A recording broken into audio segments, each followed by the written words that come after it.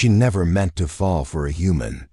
And he never imagined that one careless compliment about her wings would ignite a firestorm of royal gossip across 3-star systems. But when an elf empress with ancient dragons at her command starts blushing at your words, you don't just walk away. You run.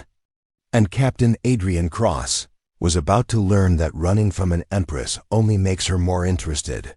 The crystalline spires of the Vialathrun Empire stretched toward twin suns, casting prismatic shadows across the royal landing platform.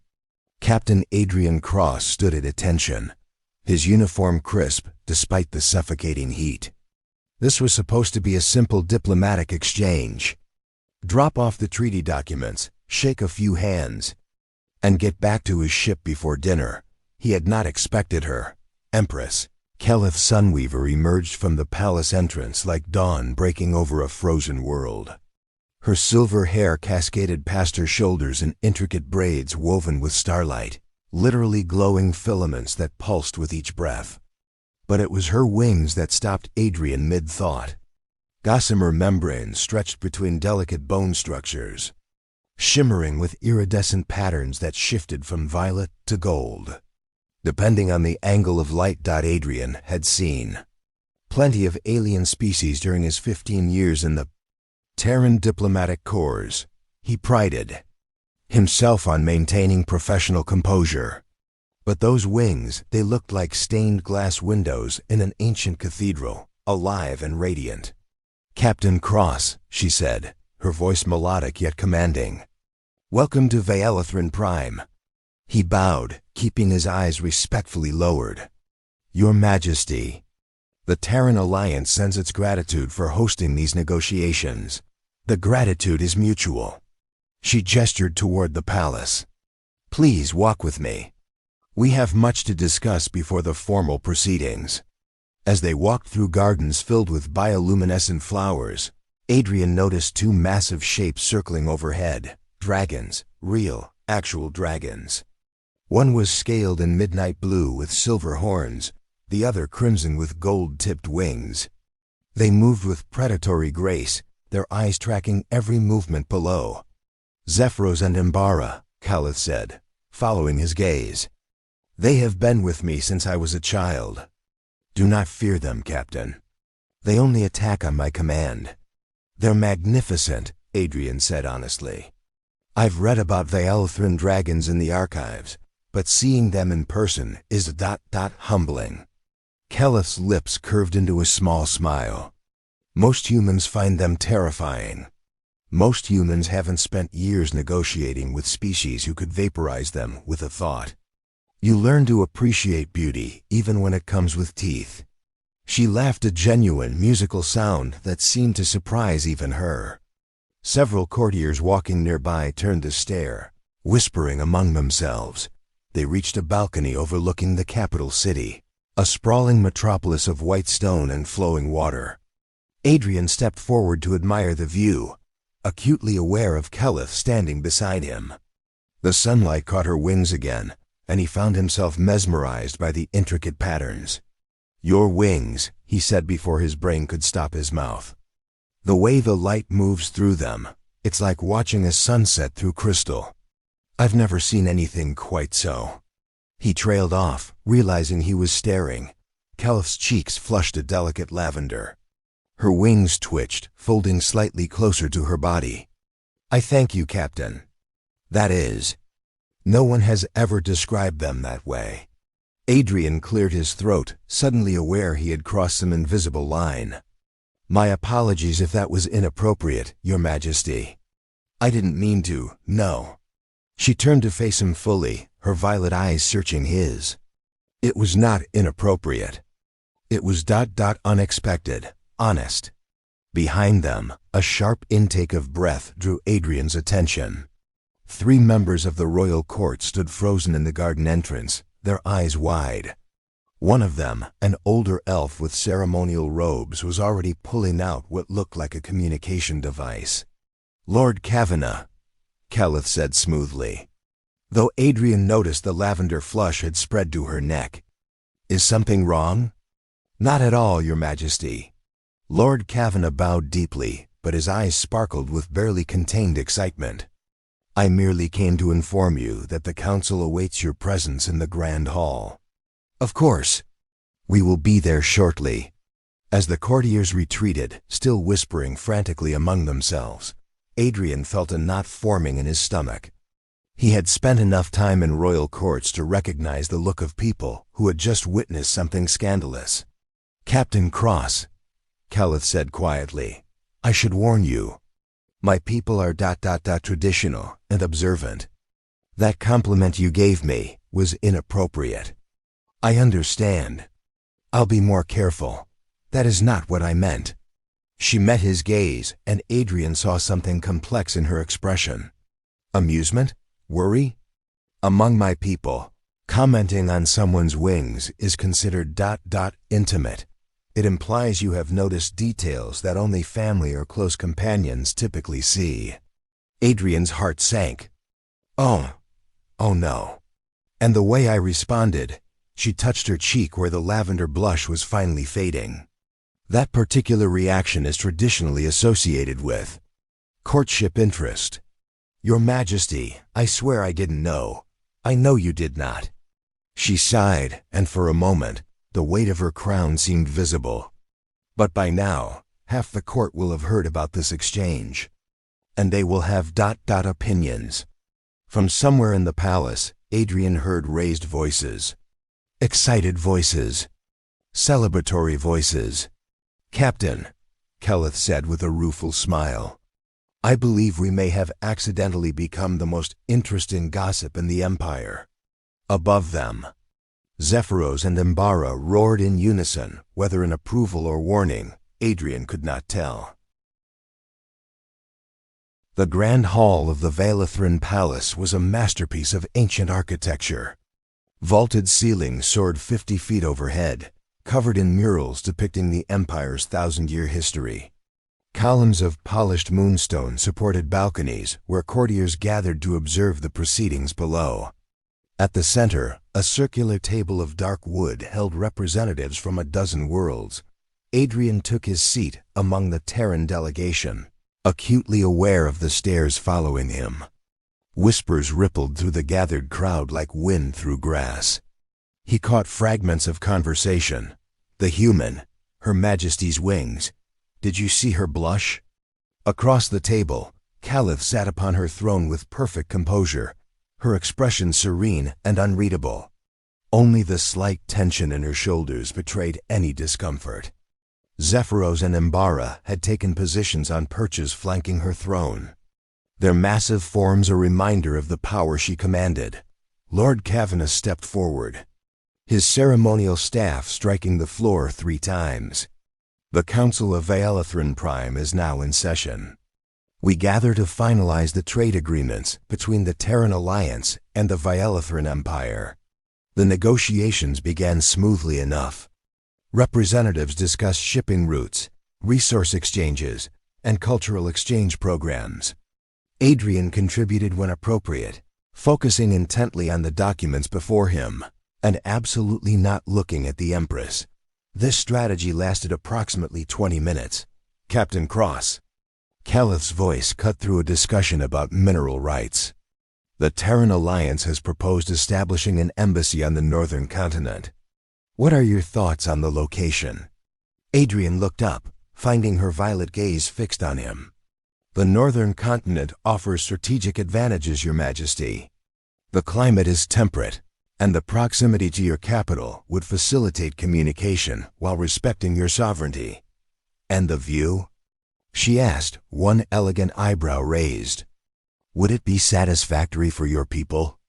Was she testing him? Adrian chose his words carefully. Any location within your empire would be an honor, Your Majesty. Though I admit, the vistas from your palace balcony have set a high standard. A titter of laughter swept through the courtiers. Keleth's lips twitched, fighting a smile. Lord Kavanaugh coughed loudly, but even he looked amused. Indeed, Keleth said smoothly. The palace balconies do offer exceptional perspectives. The formal negotiations continued, but the atmosphere had shifted. Courtiers leaned forward eagerly whenever Adrian spoke. Several began taking notes not about trade agreements, but about every interaction between the human captain and their Empress. During a recess, Adrian escaped to an exterior corridor for fresh air. He had barely taken 3 breaths when he heard footsteps approaching. Captain Cross. A young elf woman with auburn hair approached, her expression earnest. "I am Lady Seraphine, advisor to Her Majesty on Cultural Affairs." "Lady Seraphine," Adrian bowed politely. "I wanted to speak with you privately." She glanced around to ensure they were alone.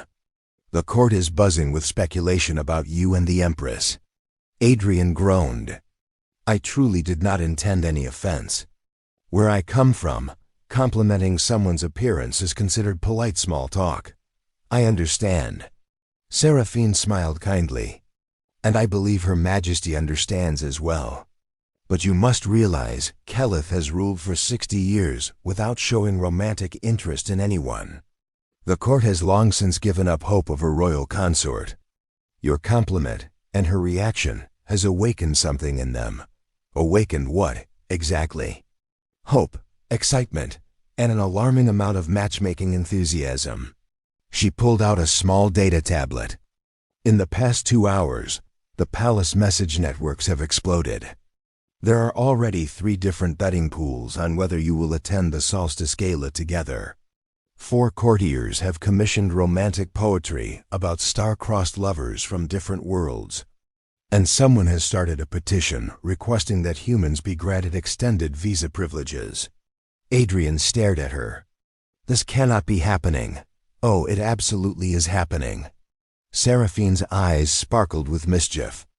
"The most conservative estimate suggests that 70% of the court now believes you and the Empress are engaged in some form of courtship. Based on one compliment?" "Based on one compliment, her blush, and the fact that she specifically requested you walk with her privately before the negotiations. That level of personal attention from Her Majesty is unprecedented for a first diplomatic visit." Adrian ran his hand through his hair. "What do I do?" "That depends." Seraphine studied him carefully. "Was it truly just a compliment? Or did you mean it?" The question caught Adrian off guard. He thought about those wings, the way light danced through them, the delicate artistry of their structure.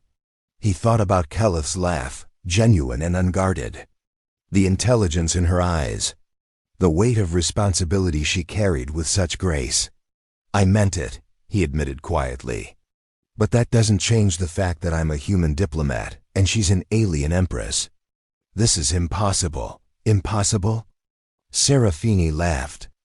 "Captain, you represent a species that crossed the stars in metal ships, made peace with civilizations that once wanted you extinct, and turned a barren moon into a thriving colony. Your people seem to specialize in making the impossible routine." Before Adrian could respond, Imbara's roar echoed across the palace grounds. The crimson dragon descended to the courtyard below, landing with enough force to shake the stones beneath their feet. Kelith emerged from the main hall, moving toward her dragon with fluid grace. She whispered something to Imbara, who lowered her massive head for the Empress to stroke her scales. "She speaks with them when she is troubled," Seraphine said softly. "The dragons are her truest confidants." Adrian watched as Kelith rested her forehead against Imbara's snout, her wings drooping slightly.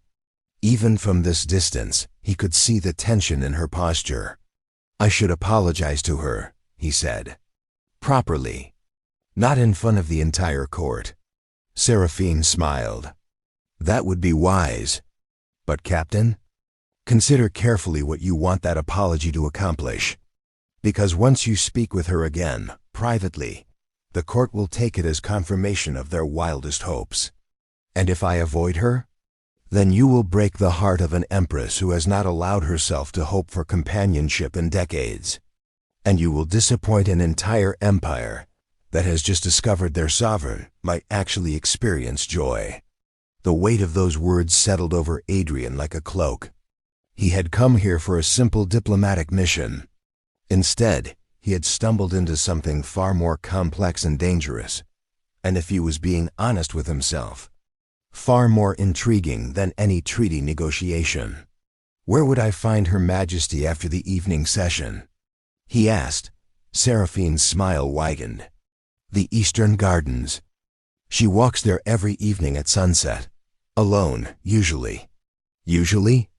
"Unless someone has a reason to seek her out." She turned to leave, then paused. "Captain? The court may be ridiculous in their enthusiasm, but they are not wrong about one thing. Her Majesty smiled more today than she has in years. Whatever you decide, please be kind." As Seraphine disappeared into the palace, Adrian looked back at Keleth and her dragon. Enbara's golden eyes suddenly fixed on him. Intelligent and assessing, the dragon made a low rumbling sound, almost like a purr of approval. Keleth turned, following her companion's gaze. When she saw Adrian watching, she did not look away. Instead, she raised one hand in a small, tentative wave. Adrian waved back, and somewhere in the palace, he was absolutely certain another betting pool had just been created. The Eastern Gardens were a sanctuary of tranquility. Crystalline fountains sang soft melodies as water flowed over precisely carved channels. Night-blooming flowers released sweet fragrances into the cooling air, and bioluminescent vines traced patterns of light along ancient stone pathways. Twin moons had risen, casting silver shadows across perfectly manicured lawns. Adrian found Keleth standing beside a reflecting pool, her wings partially unfurled to catch the evening breeze. She looked less like an empress and more like a painting, ethereal, untouchable, and heartbreakingly beautiful. "Your Majesty," he called softly. Not wanting to startle her, she turned, and something in her expression softened when she saw him. "Captain Cross, I wondered if you might come." I needed to apologize.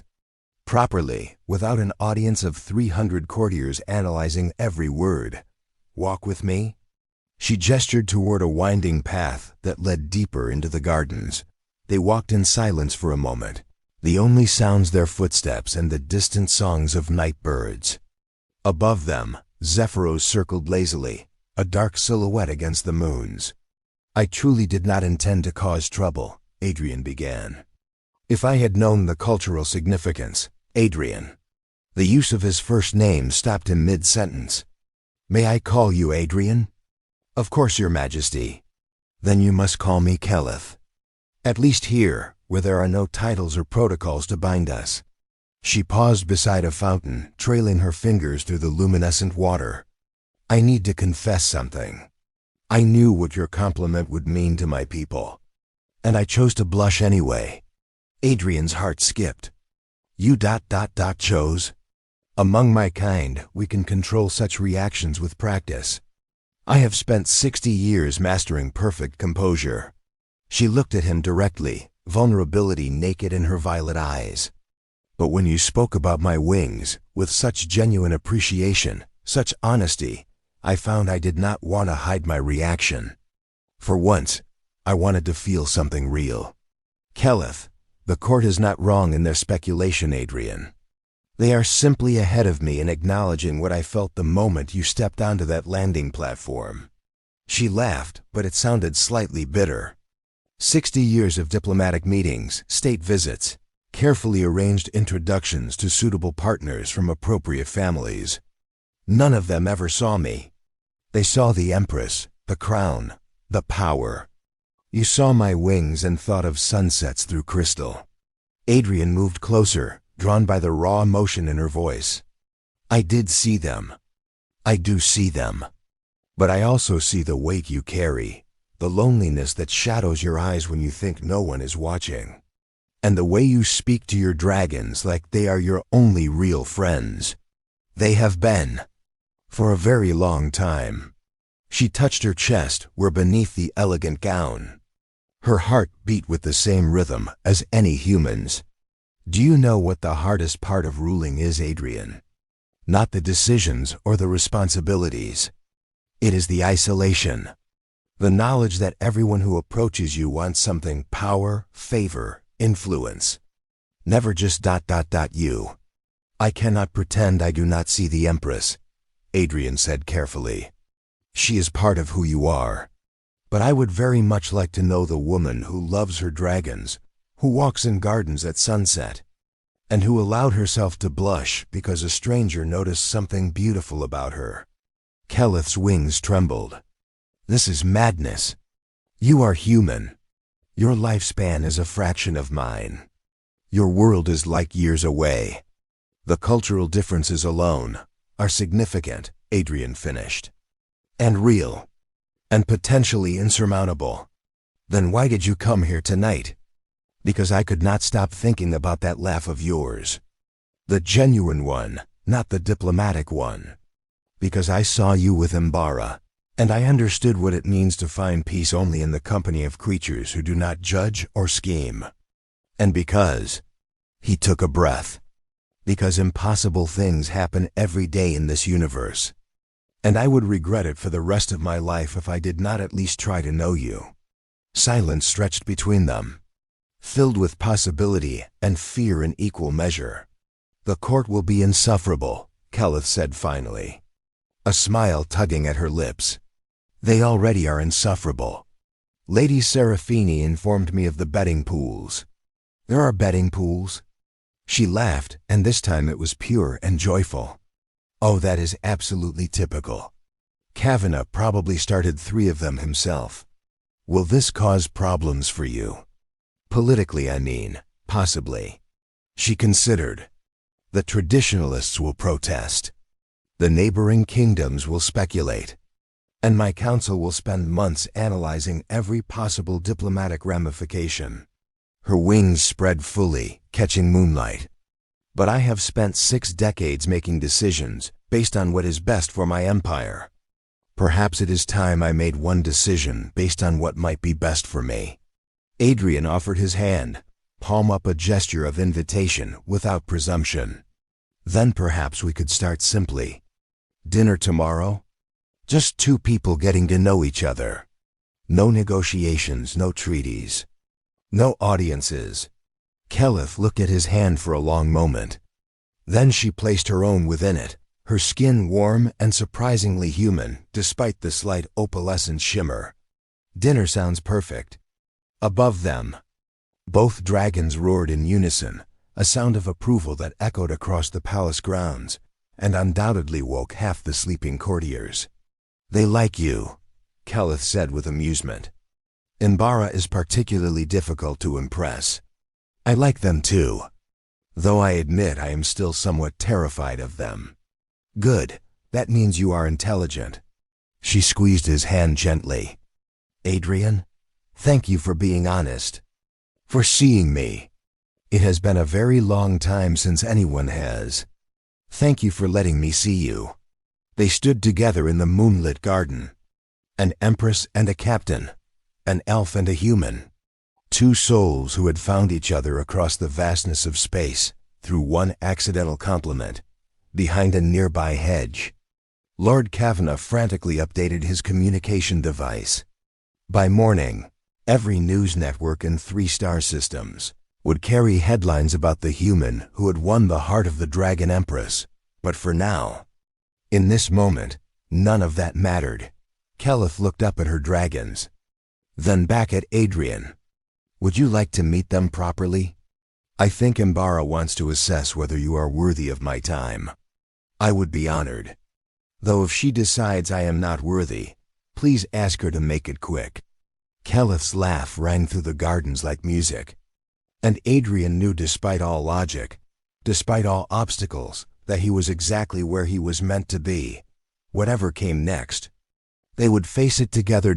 And the court would just have to adjust their betting pools accordingly. If you love this story of star-crossed connection and dragon-approved romance, subscribe for more HFY tales that prove love transcends galaxies. Follow us for stories where humanity's greatest strength is the courage to reach across the impossible. New epic sci-fi adventures drop weekly.